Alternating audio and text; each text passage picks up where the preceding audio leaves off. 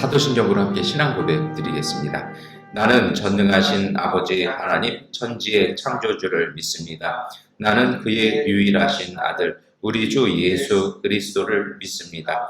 그는 성령으로 잉태되어 동정녀 마리아에게서 나시고 본디오 빌라도에게 고난을 받아 십자가에 못 박혀 죽으시고 장사된 지 사흘 만에 죽은 자 가운데서 다시 살아나셨으며 하늘에 오르시어 전능하신 아버지 하나님 우편에 앉아 계시다가 거기로부터 살아있는 자와 죽은 자를 심판하러 오십니다. 나는 성령을 믿으며 거룩한 공교회와 성도의 교제와 죄를 용서받는 것과 몸의 부활과 영생을 믿습니다. 아멘.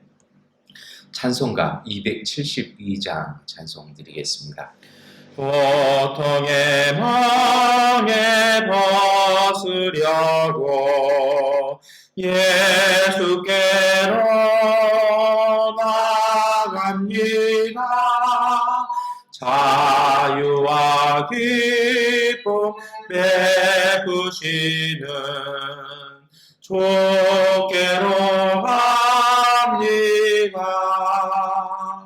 병든 내 몸이 튼튼하고 빈궁한 삶이 보해지며 죄악을 벗어버리려고 주께로 합니다. 낭패와 실망 당한 뒤에 예수께로 나갑니다. 십자가 은혜 받으려고 주께로 합니다. 슬프던 마음 위로받고 인생의 풍파 잔잔하며 영광의 장소 오르려고 주께로 합니다. 교만한 마음을 내버리고 예수께로 나갑니다. 복되신 말씀 따르려고 주께로 합니다. 실망하니 힘을 얻고 예수의 꽃이 사랑받아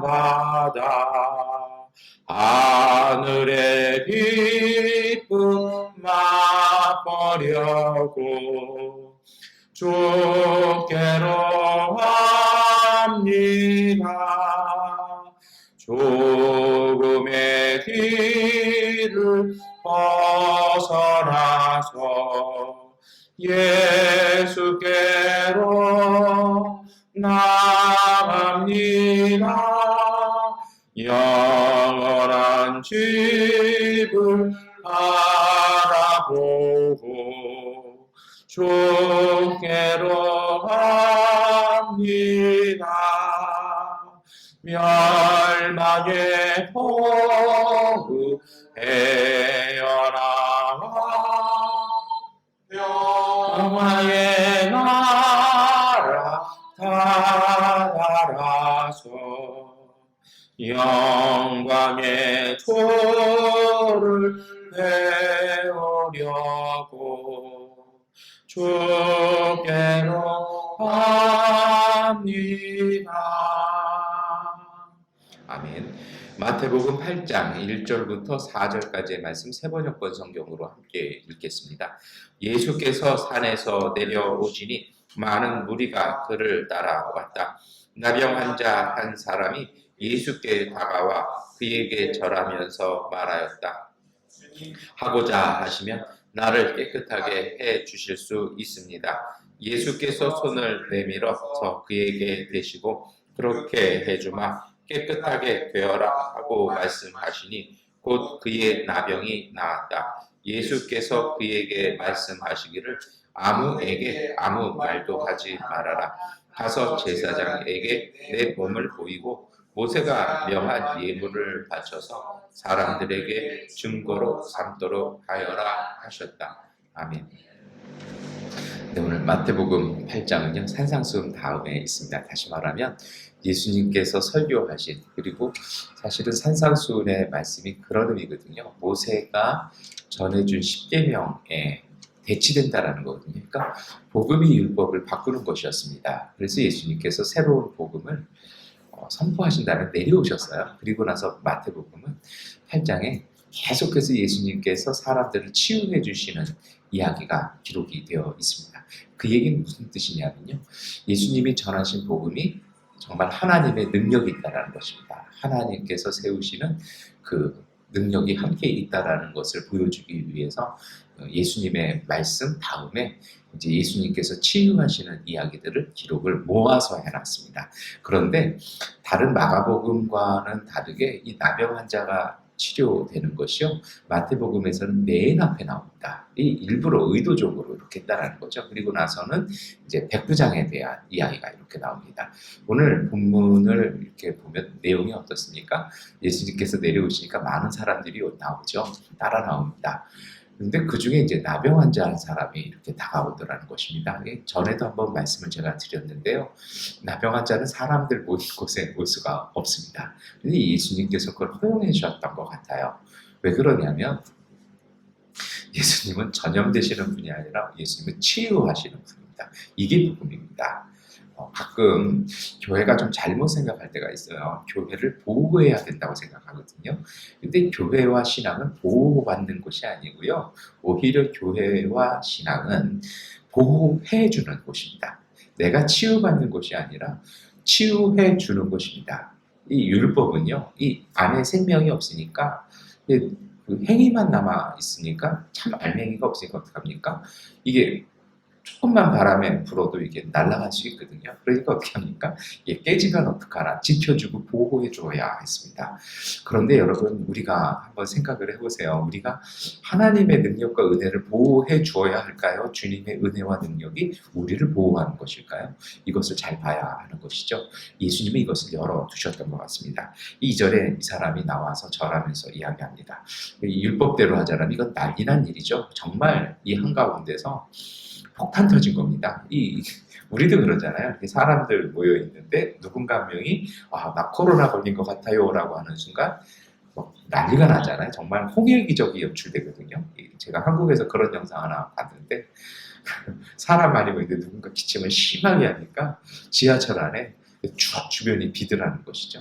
아마 똑같은 현상이 여기서 일어날 것입니다. 그런데 다르더라는 것입니다. 이 사람은 나와서 뭐라 얘기합니까? 절하면서 주님이 원하시면 나를 깨끗하게 해주실 수 있습니다라고 예수님의 권위를 인정하면서 그 능력을 인정하면서 나오죠. 그래서 3절입니다. 우리 3절 말씀 함께 읽겠습니다. 예수께서 손을 내밀어서 그에게 대시고 그렇게 해주마 깨끗하게 되어라 하고 말씀하시니 곧 그의 나병이 나았다. 예수님께서요 그 말을 딱 들어주고 그래 그렇게 해주마라고 이렇게 해서 들어주시더라는 것입니다. 오늘 말씀이 우리에게 주는 교훈이 것입니다. 예수님의 능력이 있다는 것입니다.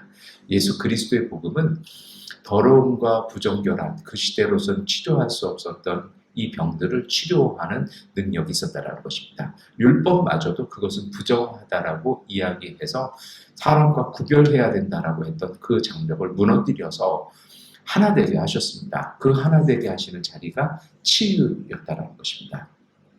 오늘 우리가 찬송했던 것처럼요. 예수님은 오늘 우리에게 이러한 능력을 베풀어 주십니다.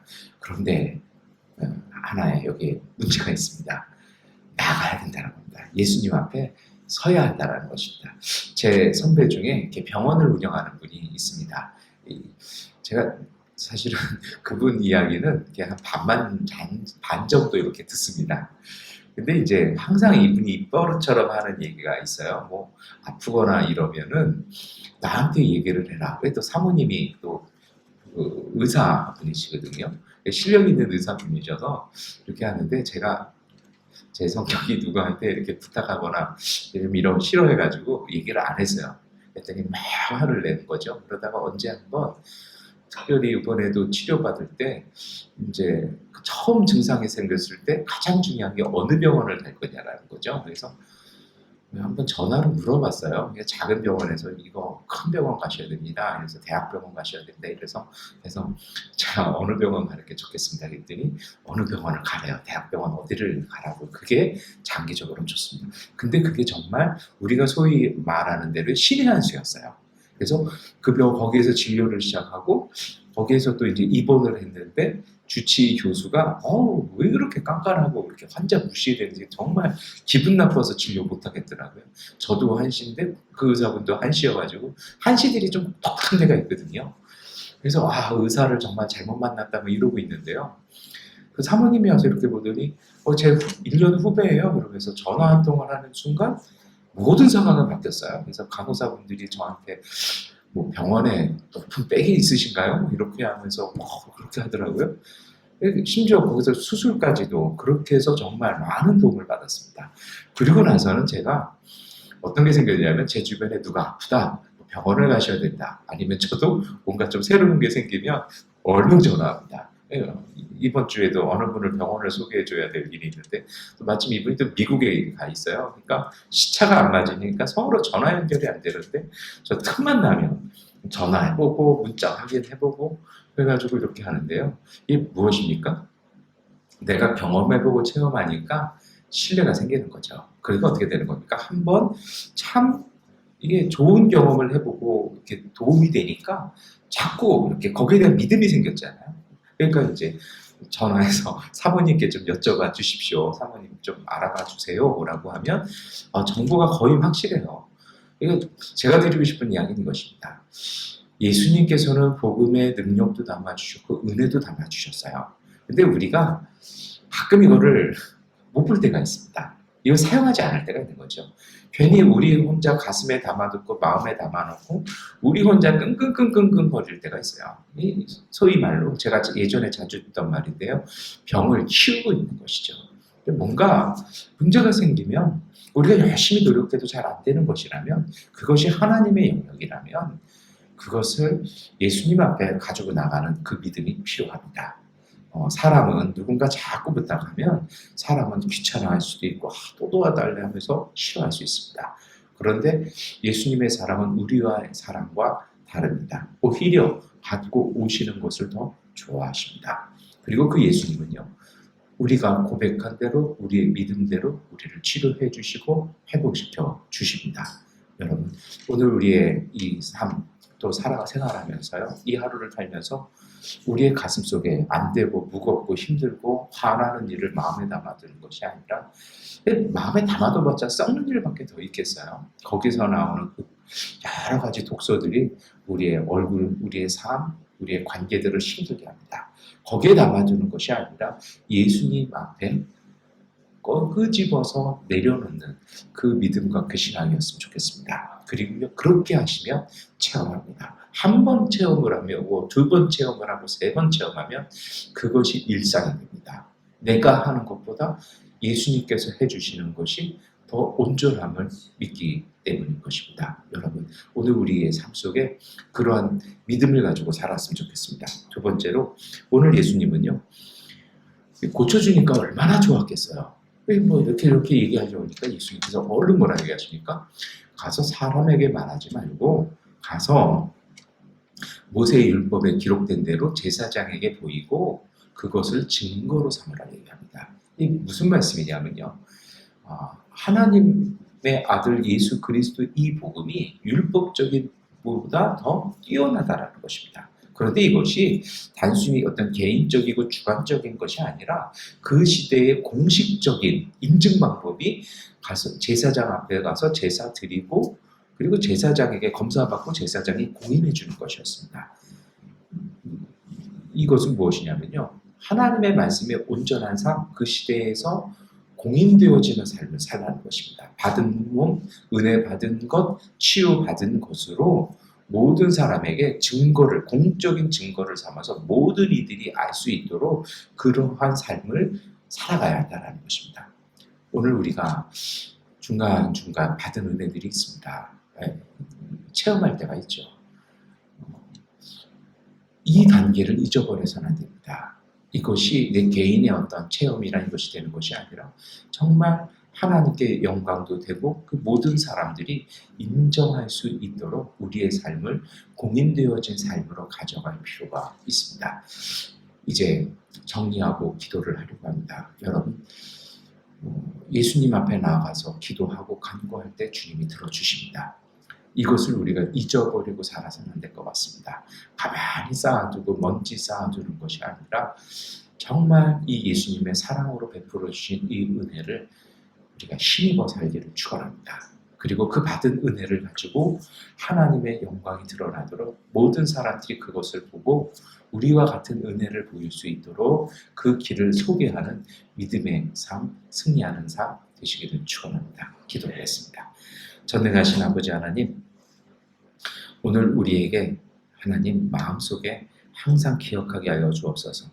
예수님의 그 은혜와 소망이 우리 가운데 있음을 알고 믿게 하여 주시고, 하나님 우리 속에 어려움이 찾아올 때마다 우리의 힘과 우리의 손이 닿지 않을 때마다 주님, 우리가 애써 그것을 마음에 담아 분노하고 서운해하며 감정상하며 지쳐가는 것이 아니라, 분노하는 것이 아니라 예수 그리스도 앞에 가져나와 주님의 은총을 구하며 예수 그리스도의 보혈의 큰 은혜 가운데 설 수 있는 믿음의 사람들 되게 하여 주시옵소서. 이 모든 은혜와 이 모든 감사함들이 우리 개인의 삶에서만 이루어지는 것이 아니라 이 은총들이 오늘 우리의 주변 이웃에게도 전할 수 있도록 오늘 우리를 사용하여 주시옵소서. 매일의 삶 속에 은혜와 복 주시는 하나님께 감사드리옵고 예수 그리스도의 이름으로 기도드립니다. 아멘. 하나님께 기도하는 시간 갖도록 하겠습니다.